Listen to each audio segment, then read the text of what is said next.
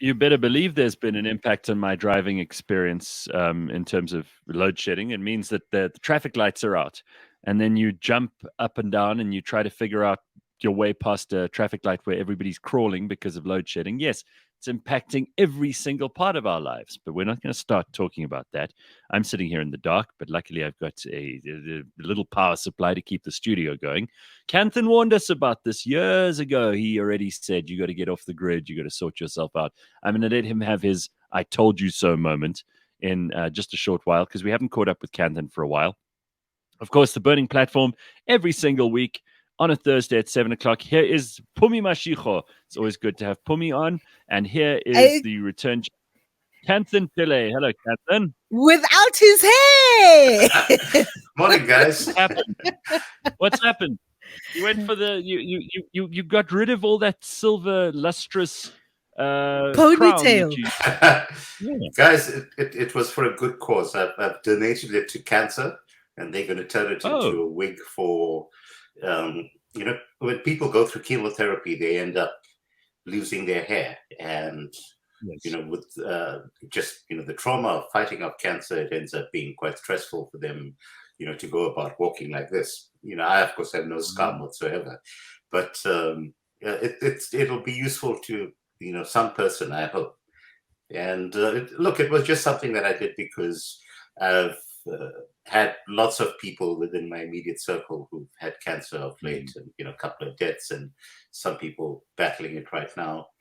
So it just seemed like a good thing to do, and I'm sure it'll be back pretty soon. Yeah, well, for what it's worth, you look good, so it's not a problem. Guys, shaved years off your face. I'm going to let Kanthan just give us a brief return comment, because it's been a while since you were last here and we haven't spoken about some of the events of the past few months. Anything noteworthy that you want to throw in before we introduce our other guest for the morning? No, the only noteworthy thing is that hashtag PedoPeter, PEDOPETER, has actually been trending on Twitter, but it's been suppressed by Twitter. And I think everyone should go and check it out because it's quite fascinating. So who is Pedo Peter? Is that Joe Biden? Well, apparently this is what Hunter Biden had saved his father's phone number under on his contact list. Oh. That's great. Yes. Of course, Hunter Biden's such a terrific and upstanding human being himself, right? We'll talk about him maybe a little bit later. Well, absolutely is. Well, yeah, but along those lines, Joe Biden recently released a massive amount of fuel from the U.S. strategic reserves, presumably to drive down the oil price. And it went, and these reserves were sold to a Chinese company, which Hunter Biden is affiliated with. So there you go. I saw that, yeah. Fascinating. Oh, my God. Pumi, I've got to say, if I knew you were in studio this morning, I would have come into studio. That would have. There's no coffee here, Kanthan. I'm just telling you. I would have brought coffee. Trust me. All right, so Pumi and Kanthan, this has been a nice reunion, and we've got much to catch up on. But I do want to introduce our guest for the morning because he's the man of the moment and has been for about a week and a half, 2 weeks now, and I hope will continue to be part of the conversation. You know how short our attention spans tend to be in South African news. His name is Ian Cameron. He is the director of community safety at a recently established nonprofit organization called Action Society, which helps victims of violent crime who do not have the financial means to get legal counsel. Now, that doesn't sound like the sort of person who gets into arguments with a police minister, but that's precisely what Ian did the other day. Pumi rightly pointed out when we played the clip the other day that he was very respectful. He was quite adamant and forthright, but he was asking very reasonable questions and was treated very badly by the police minister. Anyway, needless to say, those clips went viral. Everybody's been talking about Ian. He's got a lot of blowback from government officials and from the police. He was actually escorted out of the meeting, despite the meeting being an open forum for any member of the public to attend. And he got shouted down by a very angry and very rattled Minister of Police with his stupid hat on. So we'll talk a little bit about the organization that Ian works for, and we'll talk a little bit about his own life and his background. But let's welcome him to the show first and foremost. Ian Cameron, nice to see you. How are you? Good morning. Thank you, Gareth. Good morning, everyone. It's awesome to be with you. I'm doing very well. Thank you. Better than last week, Tuesday. Yeah. So how does it feel to be both a national hero and reviled by some and get this kind of attention in the space of a week for just doing what you would normally do when there were no cameras running? Yeah, Gareth, it's been very overwhelming, I must say. We didn't realize, look, you obviously saw everything on social media and so on, but my wife and I didn't realize that things went as viral as it did. And on Sunday, we went to the Spur with our daughter, and the next moment people started coming to the table. And then eventually we were standing in front of Spur with all the waitresses taking photos. And what was also quite amazing was it's happened about 3 or 4 times now where I was in Cape Town and in the Cape Flats where police vehicles would stop next to me and say thank you. Oh, wow. And so yeah, so it's been overwhelming, but it's been a very positive week and a half. It feels like it's been one day with no end. But yeah, it's going well, and I think it's gained a lot of momentum, and I see a lot of people starting to openly question and try and keep, in my opinion, these thugs accountable for what they do. Well, I mean, in the wake of what happened there, a lot of people were also calling for the resignation of Decay. Besides Decay, is there anybody else who's given you negative feedback from the videos that have now gone viral?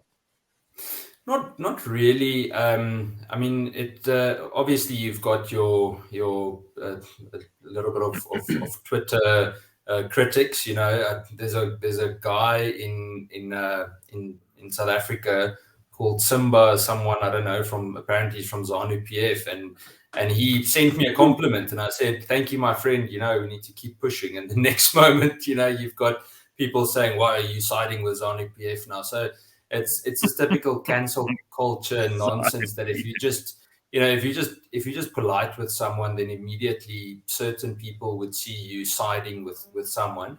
And but nevertheless, otherwise it's been amazing. I think what's also been exposed so outright by this whole experience was that the majority of people in the country really don't give a damn about what color or culture you are. They just want to survive. They literally want to put food on the table, and they want to be safe while doing it. And I think that's been quite impressive, the way, especially from very, very poor township communities, you know, the messages coming from there of support saying, you know, we couldn't care less who or what you are.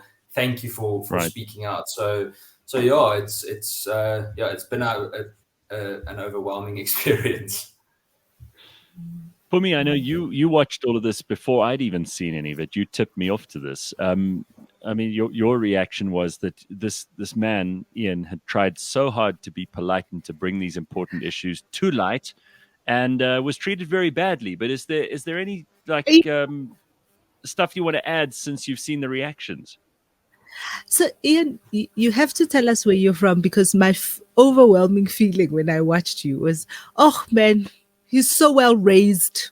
His mom must be so proud. I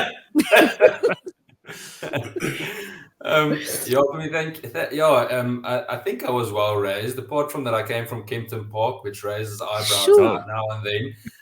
But I like Kempton Park, so we always make jokes about the East Rand, and but nevertheless, no, I come from a very normal Afrikaans family. Grew up in Kempton Park. We actually moved to England for 6 years, and we for my father's work when I was still in school, and he wanted to, you know, the family decided we want to come back and just be part of South Africa. So I came back and mostly spent the rest of time in Pretoria. And then recently I moved down to the Western Cape, and I'm living in Paarl now, not far from Cape Town, obviously. So tell us about your work and your organization. Yeah, so how it started is I actually used to be with AfriForum. I was with AfriForum for about 10 years, and mainly focused on rural safety. You know, people I wasn't as involved in the political discussion. Our job was literally to work in the rural safety environment and to try and change the reality there. It made it quite challenging sometimes because a lot of people try to politicize the issue quite a bit. But nevertheless, so when I left there in 2020, I just spent some time with my family for about a year, and then I was approached by two ex-colleagues of mine that said, look, there's this massive problem with gender-based violence. There's a massive issue with us not having convictions on ground level. So I thought it's a fantastic opportunity to build something where we can try and ensure convictions. And that's when I got involved with Action Society, and we actually developed this model that we now oversee investigations, we assist with investigations, and if the police don't do the investigation, then we do it ourselves. And the same with the prosecution. And so far, so good. We piloted it in December. So it's quite new still. We piloted in the Cape Flats as a space where we want to test it and build the perfect or close to perfect blueprint, and then take it out to other parts of the country. Obviously, after last week, I think there's a good chance, that it will probably grow quicker than it was planned to. But yeah, so what we basically do, to give you an idea, let me give you an example. Let's use the example of the case that I explained to the minister before the whole rant went on. Is a lady called Nosipiwe James in Khayelitsha was murdered in the beginning of May. And what's horrific about her case is how normal severe violence is in certain parts of those areas. So like with that specific case, Nosipiwe was stabbed 100 meters from where 6 people were shot dead 5 minutes before. And everyone was talking about the shooting incident, but no one was talking about Nosipiwe. And she passed away in her sister's arms. And what we then did, obviously, and I don't say this in a derogatory way, but parts of Khayelitsha, it's literally like a slum. Hey, it's not like just township. It's a slum. So we literally, me and two of my colleagues, two ladies, we went and we drove and we went and looked for her sister, and we spent the morning until we found her. And they just said they haven't had any feedback whatsoever. They haven't heard anything back from the police and so on. And then we started a process to locate the suspect. He was her partner, and we managed to find him in the Eastern Cape, where we then started working with the police to have him arrested and transported back to Khayelitsha. And he's currently being detained in the Western Cape, and he's already appeared in court twice. And it seems, hopefully, that we're going to get a guilty plea before we have to actually go to trial, which is positive. So that's the type of thing we do, and those are the types of cases that we oversee. There are many others I can give examples of, but I think that one's a story that people heard parts of before Minister Tshele's explosion last week. Sure, it's amazing work that you're doing. Kanthan, you obviously saw the clips, but isn't it sad that we have to have drama like this in order to get attention for people like Ian, who are doing good work every day, that are trying to help, and there are so many good people, even in the police. We know that there, for every bad policeman there's a good one, and it's sad to me that this stuff sucks all the air out of the room. You have a situation where people are shouting at each other, or in this case, Becky Cele shouting, shut up at Ian. And that's what gets people's attention. They're not really interested in the story. Is this a South African thing? Is it a 2022 thing? Is it a social media thing? Is there any good to be taken from this, in your opinion?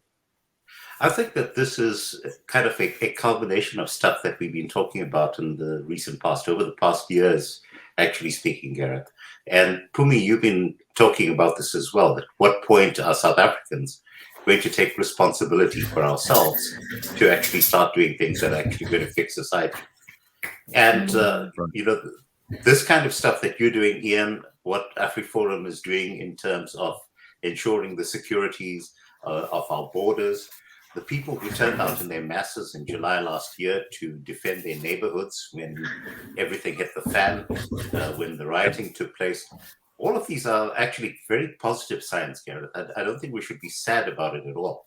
I think we should actually be seizing these moments, pouncing upon them, and making them spread. Pumi, I must say, though, I only got to see the clip with Ian after you mentioned that that he had been very reasonable and that the minister was doing him a disservice, and I sat and watched it through from start to finish. And I suspect lots of people actually ended up doing that precisely because of the fact that, what the minister was saying.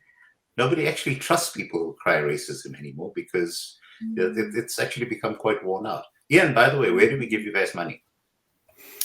Oh, that's a very relevant question. But seriously, look, I mean, you can give us the details towards the end because I think that's an important part of it. But Gareth, this is stuff that we've touched on in the past as well. That because I was going to ask. Yeah, what's really required is that we actually need to start as individuals dipping into our pockets and actually making contributions towards all of these spaces that are actually making a real difference in our lives. And the thing is that it doesn't have to be huge amounts. You give 10 Rand a month to one group, 20 Rand a month to another group, and eventually you get a couple 100,000 people who are doing this, and it all adds up. It's significant stuff. And I think this is the start of building these movements that are tackling very specific problems. And it can only get better from here. And of course, coupled with this, we need to find ways to hashtag defund the bastards, as has been my call since the beginning of last year. Find ways to not pay tax. Let's talk about that. And what I want to kind of focus on, at least for the next 10 or so minutes, is practical ways that we can make ourselves less dependent on government, practical ways that we can make ourselves more empowered, practical ways that we can take the power back for ourselves. And I think all three of you are well versed in various ways, shapes, and means of doing that. Let's just be practical for the next few minutes and try to figure out ways, first of all, who we can support. Second of all, how we can make things happen, because it's not going to be political parties, as Pumi's said millions of times, as you've said too, Kanthan. And Ian, it's organizations like yours that make a difference at the community level, that are helping people to stand up for themselves. How do you guys feel we should attack the practical issues? What kinds of steps should we take in our own lives in order to, A, stop them from getting hold of as much money of ours as they do, B, making ourselves less dependent on the structures of state around us, C, being able to improve the conditions of people in our immediate environment and our families and our friend groups and in our communities that we live in, and D, then also what we can put our energy into, because a lot of people are feeling a bit frustrated at the moment, to say the least. Let's start with you, Pums, because you've always got good ideas, and we can start the ball rolling. Look, I think, Kanthan, I was also going to ask Ian how you fund your operations and how people get involved, because how people get involved. So one way, as Kanthan said, is donate. Like, that's the easiest way. That's the easiest non-committal way. Just send money and somebody else will do it. But you can also, there's clerical work that needs to be done in these situations. You can also give your time. If you can't give 20 Rand, 50 Rand, 100 Rand, you can also give an hour, 2 hours, 5 hours a week. So Ian, you tell us what you guys need and how people get involved. Yes, I think there are a few very specific things that you need to start with as a foundation. Your dog needs to get out. No, she's being very naughty this morning. This is my rescue border collie. And she's incredibly sensitive and she's glued to me. And now this morning she's very jittery. I think you're making her nervous, probably.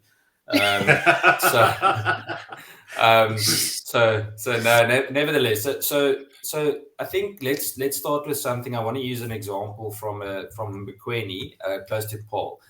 And it's a discussion that I had with someone the other day after this whole thing happened. And we were talking about the example of the boy that was literally taking a poo on the sidewalk the other day when I got there, and he was smiling at me while he was pooing, waving at me, very friendly, and it's so normal. And the reason I use this as an example is that he doesn't understand, and it's not his fault. He doesn't have a toilet or anything. But that being said, the adults in the area, I think we need to somehow influence the general culture of people to have enough self-respect to at least clean up after themselves. Because And this is something I want to use as the Mitchell's Plain, from the Mitchell's Plain community. I'm astounded that when I get there in the morning, I'm actually going there after this.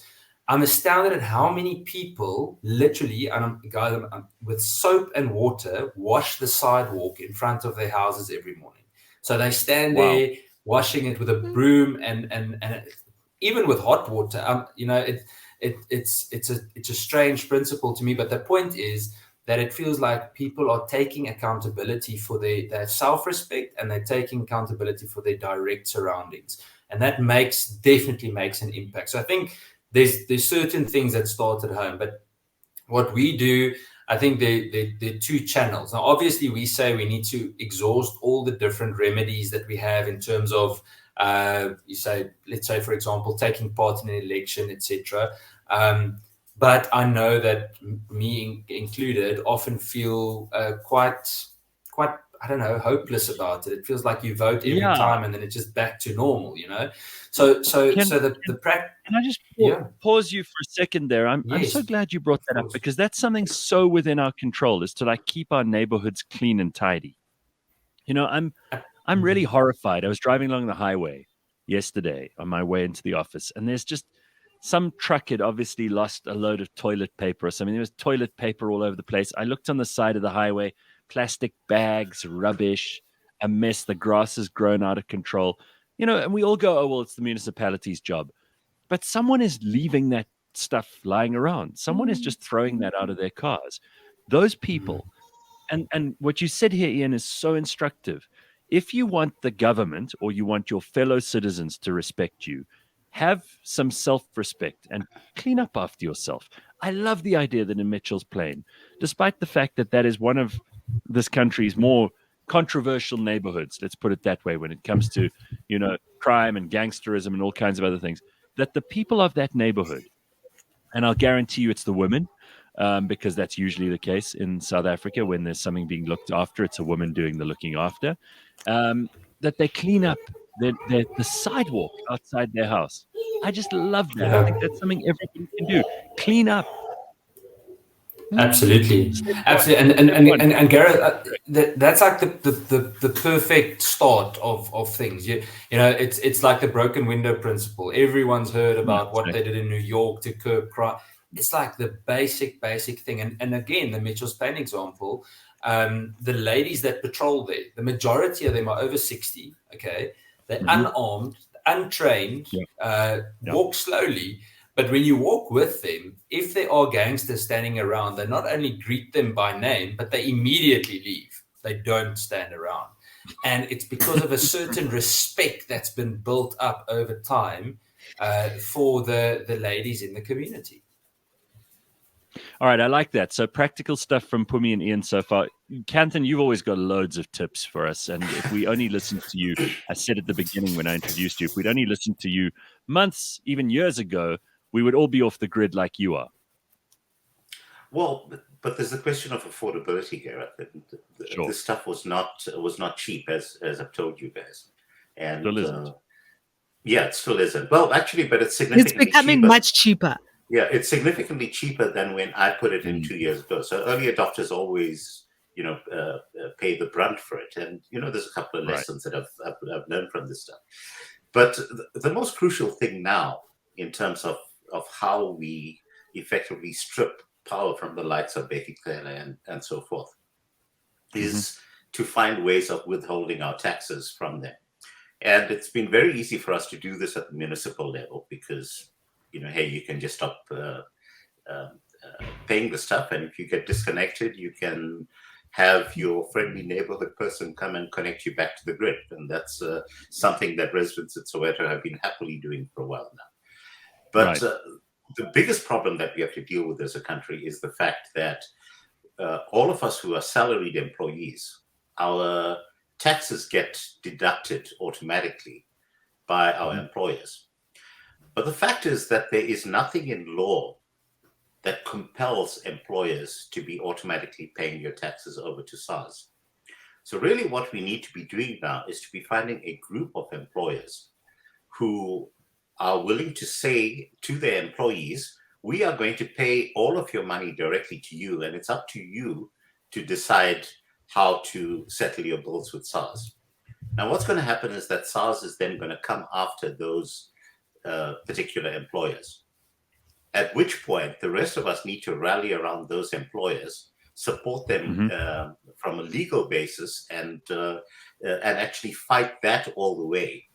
And hopefully we end up with a scenario that's not dissimilar to what we have with e-tolls, where if you have sufficient volume of people who start doing this, then it becomes a cascade, and they're not able to manage it just simply because of the fact that it's too complicated to end up dealing with so many people at once. You know, Kanthan, you talking about defunding, and we're funding because we're talking about funding now. I mean, I've been very interested to see over the past couple of months, and as you know, the IEC now tells us who funds which party and how much they funded over periods of time. And I have been fascinated to look at the fact that almost everybody thinks that the thing that keeps the powers that be, that keeps the ANC and the political structure in place, is because they pay 350 rands to people, and that it's grants, and the grants are what keeps them in power because people keep voting them for the grants. But actually, it's big business. You know, if you look at who is keeping and how much money they are funneling into the party, which is what they need in order to run big campaigns, to convince people to keep building. And it's the same businesses, the same big businesses. And I think one of the biggest ones is Anglo. Mining houses, and they give everybody money, even the EFF. So, I mean, I think it's just as important to be aware of where the money that keeps the power structures in place comes from.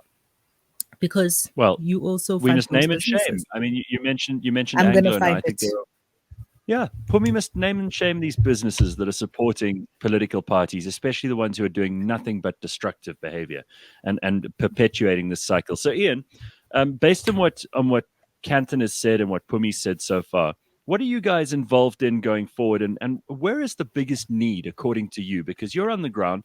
You mentioned in your complaint to the police minister, you said, come and walk with me, patrol with me, come and see what these neighborhoods are dealing with. What are the issues that are worrying and plaguing the people of Mitchell's Plain, the people of the townships in Cape Town in particular, which, you know, they get a really, really tough rap, these townships in Cape Town. And obviously the Cape municipality, the Cape Town municipality, the DA-run municipality also, we're constantly told, oh, they don't care about the townships. What are the main things affecting people in those townships? Yeah, so I think there are a few things. Now, apart from the infrastructure challenges, one must remember that the growth of those townships, it's astounding. The amount of people, the influx of people moving to Cape Town for the hope of having something better is terrifying. I mean, if you drive through parts of, I almost want to call it New Khayelitsha, from Mitchell's Plain into Khayelitsha, it's shocking to see the amount of new shacks going up, and it's constant. Hey, it does not slow down. Every single time you go, you see more new shacks being built. So the influx and the pressure on local government is massive, and it's not necessarily an excuse, but it is a very, very difficult task at hand. And I honestly think it's something that is allowed by, for example, the ANC to push people and to put more pressure on local government. And then obviously, before I speak about the actual ground level challenge, the easiest way for the ANC to try and discredit provincial and local government in the Western Cape is by not resourcing the police properly, because so many people that I speak with are under the impression that the South African Police Service in the Western Cape is a function of provincial or local government. They don't understand that it's a national government function. And I mean, for years on end, you know, we've seen that parts of the Western Cape are severely understaffed when it comes to policing. I mean, they had something like 5,000 vacancies just a year or two ago. It's massive amount. So the pressure is on, but nevertheless, on ground level, Gareth, literally in some areas, it's a case of just surviving the day. That's how dangerous some parts really are. Again, the Taiwan Site C example the other day with the James family, actually, on our way back, we spent about 50 minutes, 20 minutes with them again. And on our way back, we drove exactly the same road that what we driven 20 minutes earlier. While we're driving, next moment, police pull up next to the sidewalk, bodies lying there. It's 11:30 in the morning, and a guy was shot there, point blank, and he's just lying there. And some of the cops are like chilling in their vehicles, and and we get out, and I start talking to some of the law enforcement guys, and I say to them, hey, why aren't you just helping to cordon off? And they say to me, firstly, I don't have a mandate because the South African Police Service don't support us as local law enforcement.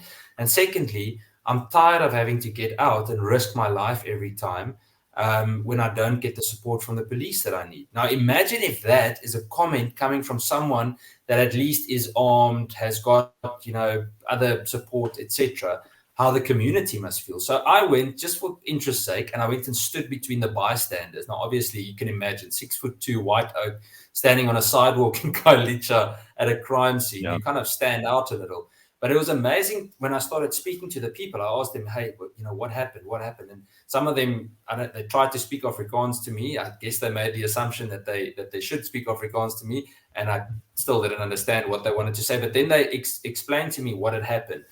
And it was so like blasé, nonchalant. Oh, yeah, he was just shot in the head 4 times. It happens. And what shocked me the most was 50 meters from there were kids playing in the street. And then I'm like, how sick have we become that it's normal for kids to play next to a crime scene where someone was shot in the head 4 times? And the same in parts of the Cape Flats. Is the other day I was at a school, and 2 blocks away, the gangs were shooting at each other. And the kids just carried on playing outside. And I'm standing there with my coffee, like, oh my word, what's going on here? And everyone keeps on playing. So that's the challenge. And that's not something that we can fix overnight. It really is an issue. I think it's important to also understand that it is a countrywide experience, right? So it's absolutely, it's not just the SAPS is overwhelmed, and there are not enough police officers. There's not enough visible policing, and it's like that all over the country. In the last hour, Gareth, we were talking about the fact that now we're getting a surge of kind of the reporting on shootings in taverns over the weekend. We saw they spoke about it in KZN. They were reporting about it in Soweto. The violence is endemic, and we live in an extremely violent society, and throughout the country, the police are completely overrun. And the entire system, the police are one part of a system.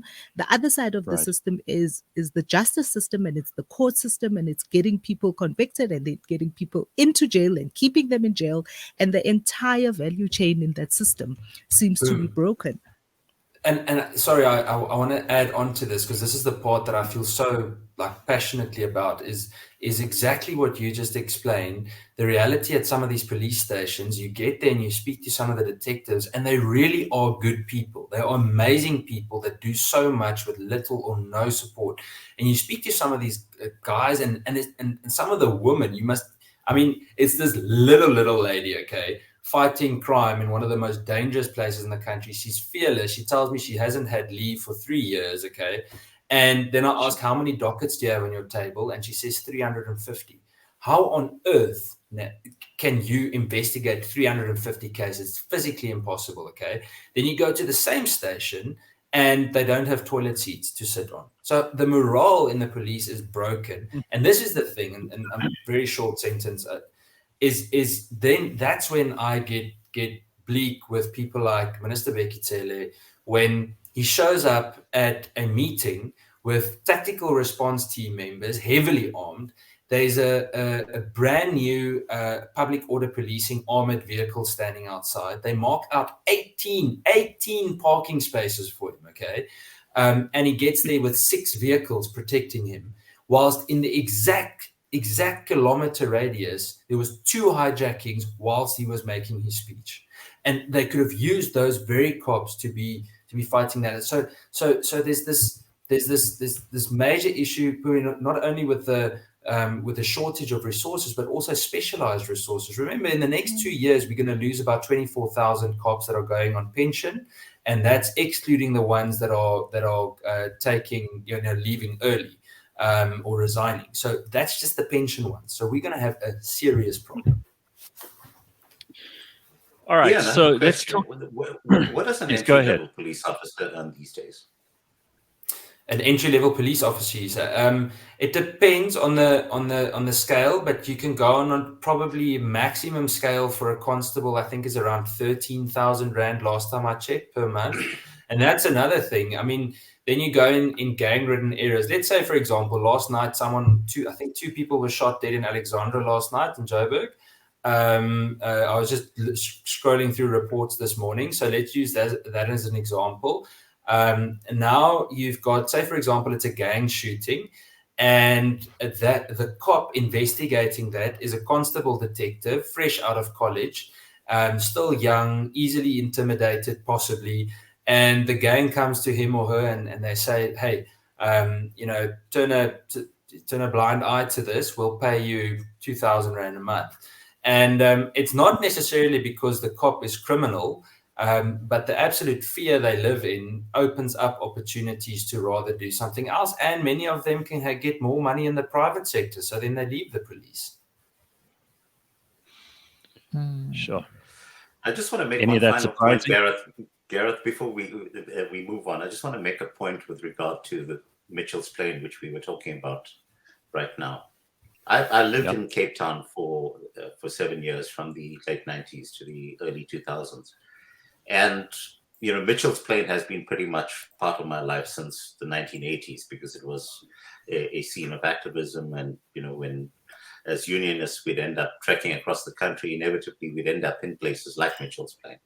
And if you go to Mitchell's Plain today and compare it with the Mitchell's Plain that existed 20 years ago, there's a sea change that has actually taken place in that township.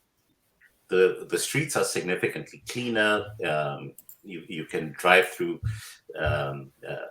without worrying about potholes. There are actual pavements that are clean. There are shopping centers and all of that.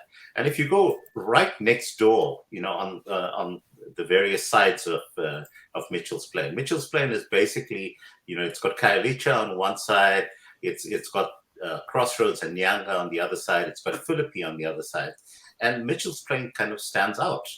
And the reason why Mitchell's Plain actually stands out is because it's a DA-run municipality.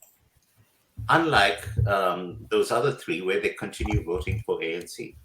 And, much as the current leadership of the DA pisses me off, the single significant thing right now that we can actually point out to people in those surrounding communities is that, you should actually be changing your voting habits, because you just need to take a look, do a comparison between what it looks like in Mitchell's Plain.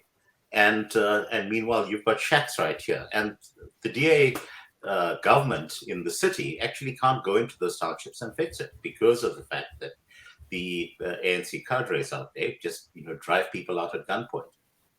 So I know that a lot of us have this extreme sense of irritation with the DA, particularly since Steenhuisen really is a complete doers, and he talks about stuff that he really shouldn't be talking about, like Ukraine, because he's frankly too young to understand the historical context. But on the other hand, you have people like Papas out in Ngeni who are actually cleaning up neighborhoods, and that's going to set an example to the surrounding neighborhoods. You've got Gayton McKenzie doing the stuff that he's doing as well. Yep. Instead of actually pouncing upon these people, we should actually be pointing out to people in the surrounding communities, well, that's a simple thing that you can be doing. So let's just cast our eye further afield, because Kanthan, I would be remiss to not allow you to speak on international matters. And there are so many to talk about at the moment.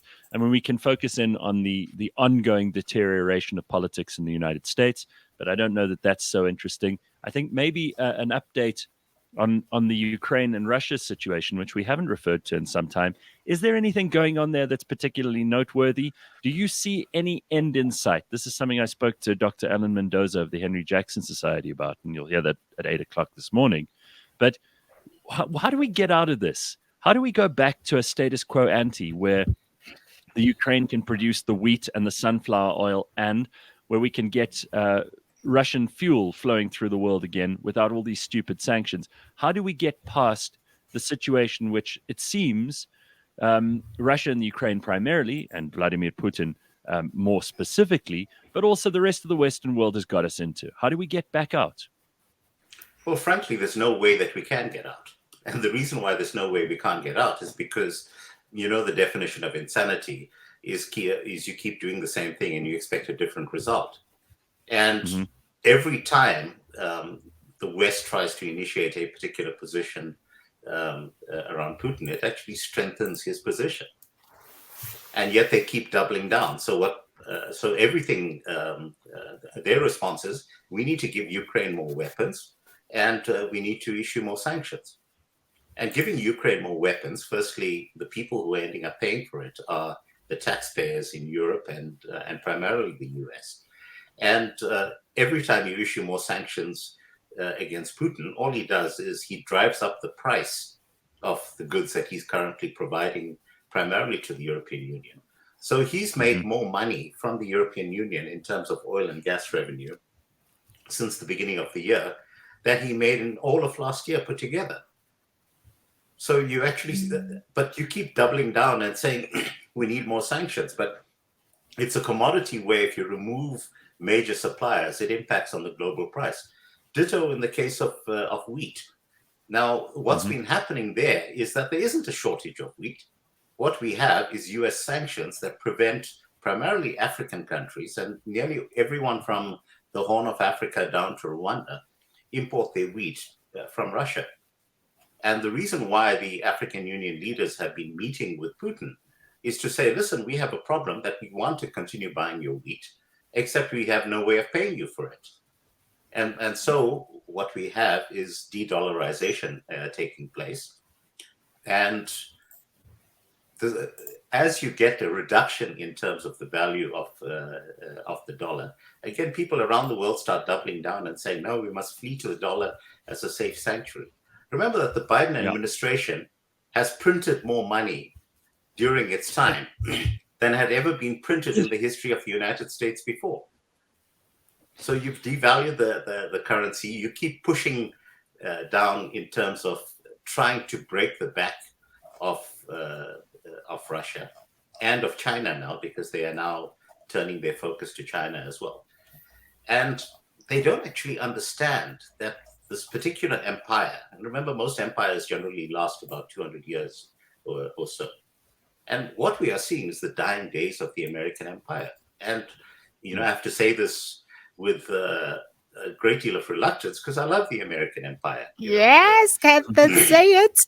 I'm so glad you're saying it, because we were on this very show when I said that to you. Yes, no, absolutely. And I must tell you, just simply what I've lost in the US stock market since the beginning of this year is seriously hurting me. But I recognize the inevitability. But you are not going to get Biden recognizing this. So you don't have to pay me 200,000 rands, Kanthan. You don't have to pay me 200,000 rands, Kanthan, like certain ministers are asking. But you do have to say, yes, Pubi, you were right. Pubi, we never disagreed on this. But Gareth, to get to the question of where does this actually end, if we have a sea change that happens in October when the Americans have their midterm elections, and if you have all of these Trump-backed candidates that actually end up winning, you are going to have a situation where Joe Biden ends up getting impeached. I think that if there is an overwhelming majority that pops up in the House and the Senate, if Joe Biden ends up getting impeached, then you're going to actually force a situation where there's a reversal of this ridiculous policy where you keep flowing more arms into Ukraine. And those arms end up getting sold